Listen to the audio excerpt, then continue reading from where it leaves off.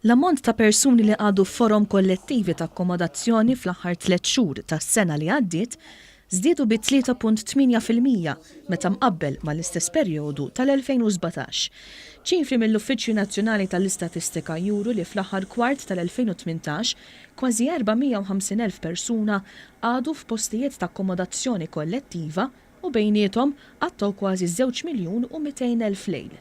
L-NSO qal ukoll li l-lukandi tal-erba' stilel kienu l-aktar popolari, e kif dawn kienu okkupati għal aktar minn 1,100,000 lejl, jiġifieri kważi 50% tal-iljieli. L-NSO qal li persuni għadu Malta fuq medja ta' aktar minn 4 tiljieli tul l-aħħar kwart tal-2018.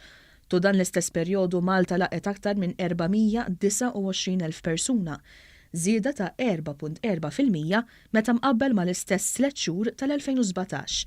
Għawdex laqa aktar minn 20,000 persuna tul dan il-perjodu, fil-waqt li aktar minn 66,000 persuna għażlu lil Kemmuna bħala sit għall-btala tagħhom.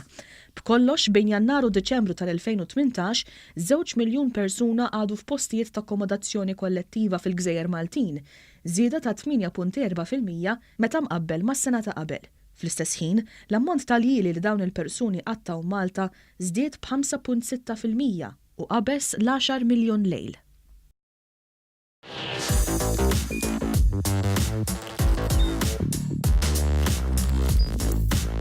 Idħol fuq one.com.mt u hemmhekk tista' tara l-programmi kollha li jxandru fuq One permezz ta' One Play.